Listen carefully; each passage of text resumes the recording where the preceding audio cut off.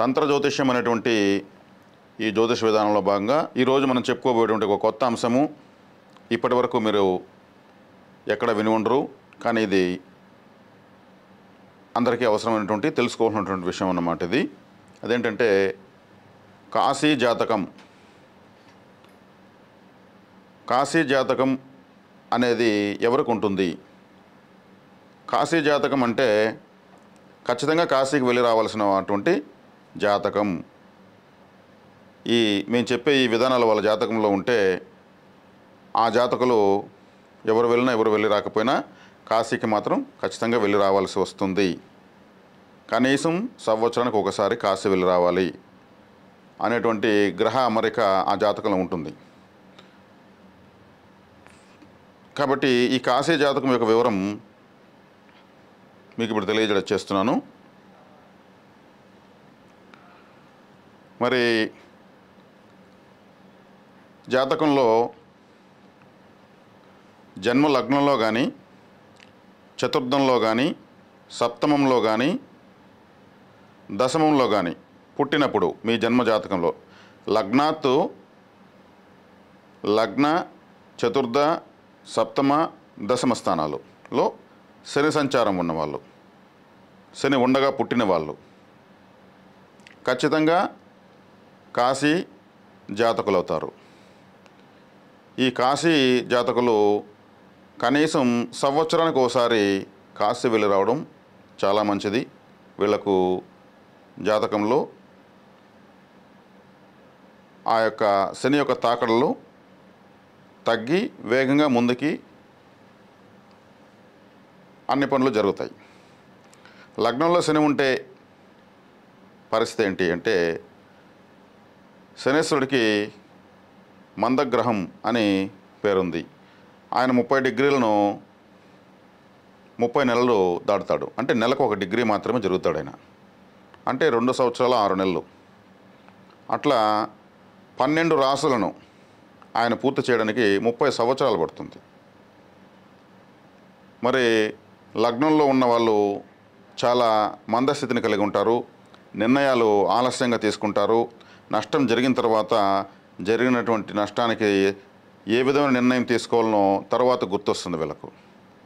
అన్నీ ఆలస్యంగానే ఉంటాయి. అంటే ఒక మనసు ముద్దుబారిన విధంగా ఉంటుంది. ఒక్కోసారి ఆలస్యం కొన్ని సందర్భాల్లో కరెక్టే, కానీ అన్ని సందర్భాల్లో మందస్థితిలో ఉండడం అనేది కరెక్ట్ కాదు. హుషారు ఉండదు. చూద్దాం, చేద్దాం, ప్రయత్నిద్దాం, తర్వాత చూసుకుందాం అనే విధంగానే ఉన్నప్పుడు ఏమవుతుంది, జీవితంలో అభివృద్ధి వేగంగా ఉండదు అనేటువంటి పరిస్థితులు వస్తాయి. కాబట్టి లగ్నము అంటే ప్రాణము, స్వభావము, తీసుకునే నిర్ణయము.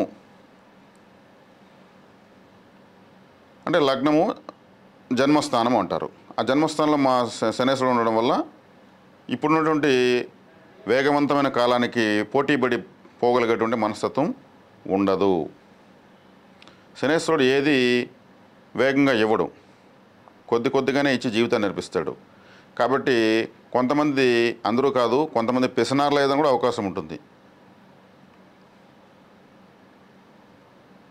పొడిగా అన్ని విషయాలు చేయడము, తక్కువతో ఎక్కువగా తెలుసుకోవాలని ప్రయత్నించడము, తక్కువతోనే సర్దుకొని పోవాలనుకోవడము లాంటివి ఉండేటువంటి అవకాశం ఉంది. అంటే అందరిలాగా తెంపుగా తెగువగా ఉండలేరని అర్థం అన్నమాట. అదేవిధంగా చతుర్థ స్థానంలో శనేశ్వరుడు ఉంటే, చతుర్థ స్థానం ఏమి సూచిస్తుందంటే గృహ, వాహన, విద్య, మాతృ, బంధు, వస్త్ర, అదేవిధంగా సుఖస్థానం. ఇవన్నీ కూడా చాలా ప్రధానం. ఇవన్నీ పుట్టిన ఊరు, గ్రామదేవత కూడా, గ్రామదేవత, బంధువులు, మీరు ఏ విధమైన వాహనంలో తిరుగుతారు, బంధువులతో ఏ విధంగా మీరు కనెక్టివిటీ కలిగి ఉంటారు, మాతృ సంబంధమైనటువంటి విషయాలు లాంటివన్నీ తెలియజేస్తుంది. బ్రేక్. హలో. రిపీట్. వీటన్నిటిలోనూ చాలా తాకడలు తడబాట్లు ఉంటాయి. శనేశ్వరుడు వీటన్నిటిలోనూ మీకు ఆలస్యాన్ని పరిపూర్ణతను ఇవ్వలేడు. ఎందుకంటే గ్రహం యొక్క స్వభావాన్ని బట్టే అక్కడ ఫలితం ఉంటుంది. అందున ఇక 7వ స్థానం అంటే జీవిత భాగస్వామి, వ్యాపార భాగస్వామి, సమాజము, మీరు వ్యాపారం చేస్తూ ఉంటే మీకు వచ్చే వినియోగదారులు, మీ యొక్క కిడ్నీలు, మీ యొక్క జీవితంలో అన్ని కాంబినేషన్స్ ఇవన్నీ సూచిస్తుంది.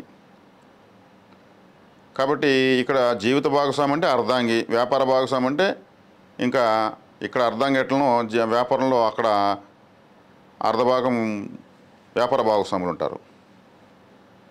ఇక కిడ్నీసు, అదేవిధంగా వినియోగదారులు. వ్యాపారం పెడితే మళ్ళీ వినియోగదారులే రాకపోతే పరిస్థితి ఏంటి? మీరు వినియోగదారులతో ప్రవర్తించుకునే విధానాన్ని కూడా ఆ సప్తమ స్థావ బలాన్ని బట్టి చెప్పడం జరుగుతుంది, తెలుసుకోవడం జరుగుతుంది. సమూహం అంటే ఎక్కడ 10 మంది చేరతారో అది 7వ స్థానం అవుతుంది. ఒక కళ్యాణ మండపము, ఒక ఫంక్షన్ హాల్, ఒక మ్యారేజ్, ఏదైనా సరే 10 మంది గుమికూడితే అది సమూహము అంటారు. దీన్ని 7వ స్థానం సూచిస్తుంది. ఇప్పుడు వ్యాపారం అన్నప్పుడు ఏమవుతుంది? 10 మందితో సంబంధ బాంధవ్యాలు ఉంటాయి. వినియోగదారులు ఎక్కడుంటారు? ఎక్కడ వ్యాపారం ఉంటే అక్కడికి వినియోగదారుల యొక్క తాకడ ఉంటుంది. ఇవి చాలా ముఖ్యమైనటువంటి విషయాలు. జీవిత భాగస్వామితో సరైనటువంటి అరమరిక ఉండదు. వ్యాపార భాగస్వాములు అట్లే ఉంటారు. సమాజంతోనూ అదేవిధంగా ఉంటారు. అంటే పొడిగా ఉంటారు, అంటే ముట్టినట్టు ఉంటారు, మందస్థితిని కలిగి ఉంటారు. ఆకర్షణను మిమ్మల్ని ఆకర్షించాలంటే సమాజానికి ఎబ్బెట్టుగానే ఉంటుంది.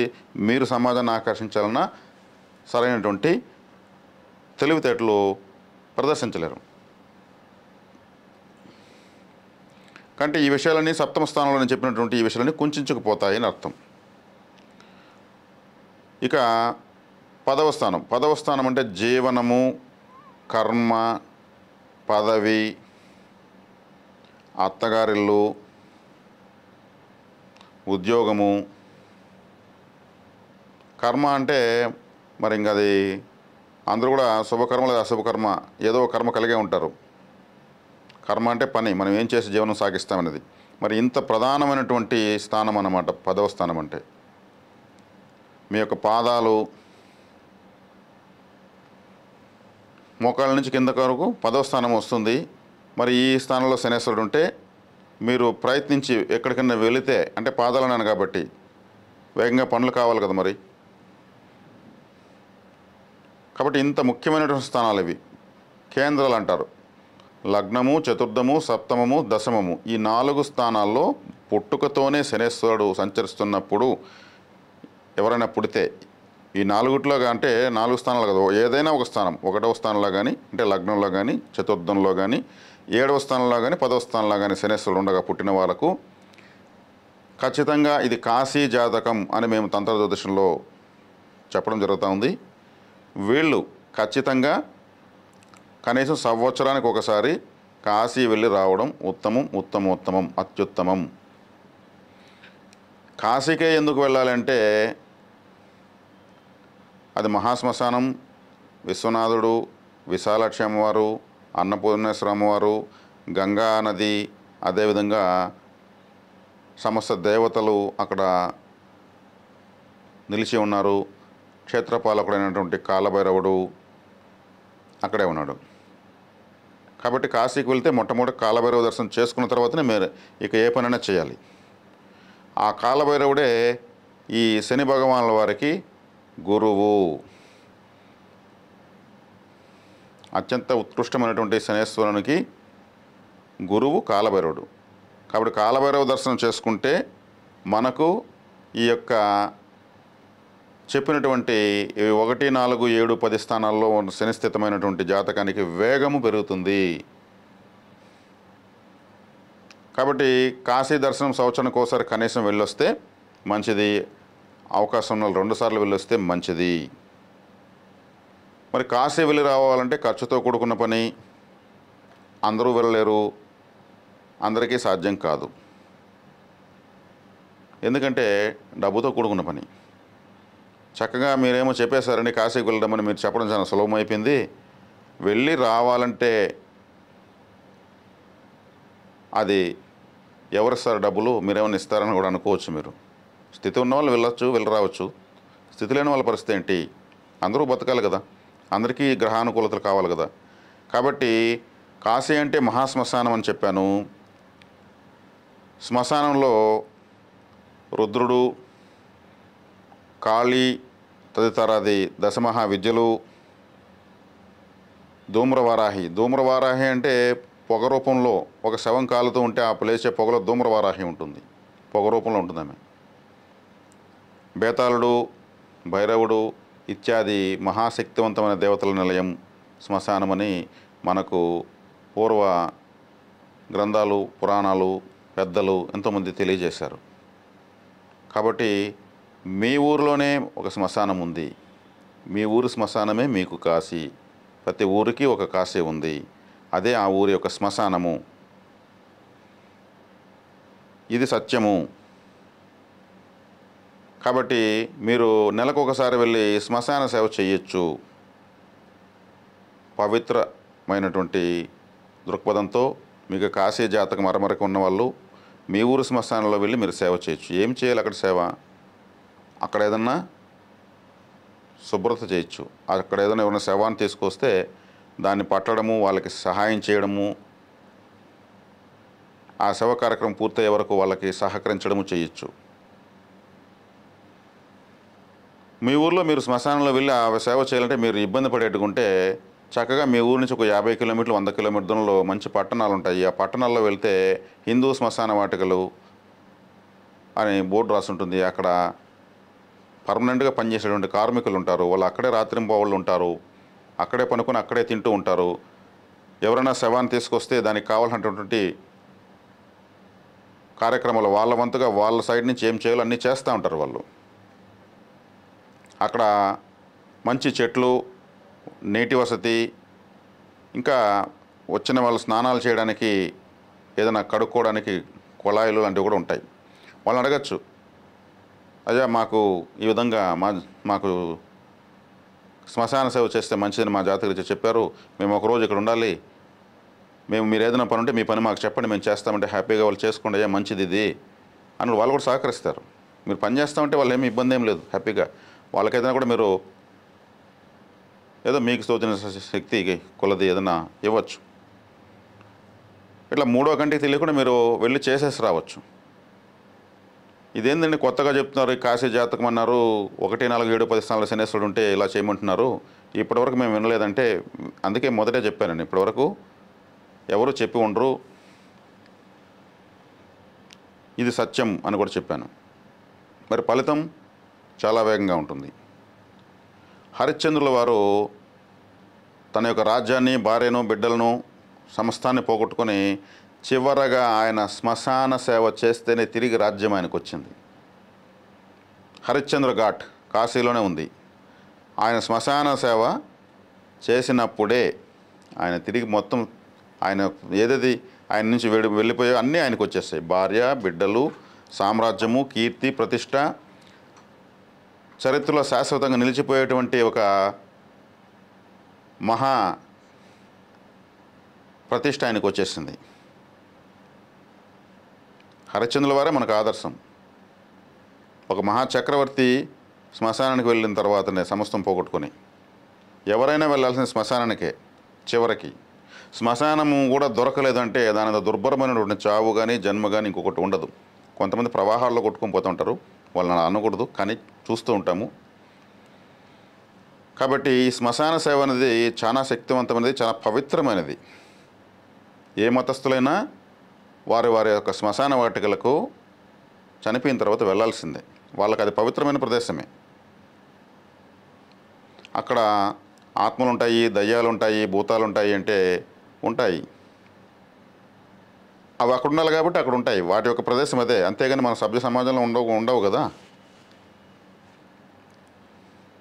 మనం సేవా దృక్పథంతో వెళితే అవి అంతకుముందు మనుషులే కదా, జన్మ దొరకని ఆత్మలు అలా సంచరిస్తూ ఉంటాయి, జన్మ కోసం తిరుగుతూ ఉంటాయి. కొంతకాలం కొన్ని కర్మల వల్ల శరీరం దొరకని వ్యక్తులకు ఆత్మరూపంలో తిరగవలసి వస్తుంది. మనం సేవా దృక్పథంతో వెళ్ళున్నాం, చక్కగా అవేవి డిస్టర్బ్ కూడా చేయవు. మరి అక్కడ కార్మికులు సేవ చేస్తూ ఉంటారు, ఎవరు శ్మశానంలో పనిచేసేటువంటి వాళ్ళు, వాళ్ళకి ఏ ఇబ్బంది రాదు. మీరు కూడా ఆ దృక్పథంతో వెళ్ళారు కాబట్టి ఏ విధమైనటువంటి ఆటంకం రాదు. క్రమేపీ మీకు వేగం పెరగడం జరుగుతుంది. అందరూ వెళ్ళొచ్చునంటే కూడా అందరూ కూడా వెళ్ళొచ్చు, తప్పులేదు, చాలా మంచిదే. ఆ శ్మశాన భీతి భయము పోతుంది. ఏది దేనికి భయపడుతున్నామో దాన్ని మనము పరిశోధించి దానికి దగ్గరై చూసామంటే ఆ భయం పోతుంది. దాని గురించి ఇంకా ఎక్కువ విషయాలు జ్ఞానం తెలుస్తుంది. అలా శ్మశాన సేవ అనేది ఇక్కడ చేస్తామంటే శ్మశాన భయము భీతి పోతుంది. కాబట్టి చక్కగా నేను చెప్పినటువంటి జాతకంలో ఈ అరమరకు ఉన్న వాళ్ళు రాగలిగితే కాశీకి వెళ్ళరండి, లేదంటే మీ గ్రామానికి ఉన్నటువంటి కాశీ అయినటువంటి మీ శ్మశాన సేవ చేయండి. లేదు ఇబ్బందిగా ఉంటే మీకు దగ్గర పట్టణంలో 100 కిలోమీటర్లు మీ ఇష్టం, మీరు ఎక్కడైనా సరే పట్టణానికైనా వెళ్ళి చక్కగా ఈ యొక్క సేవను చేసుకుని జాతకంలో వేగాన్ని ఫలితాలను శీఘ్రంగా పొందేటువంటి అదృష్టాన్ని పొందుతాను ఆశిస్తాను.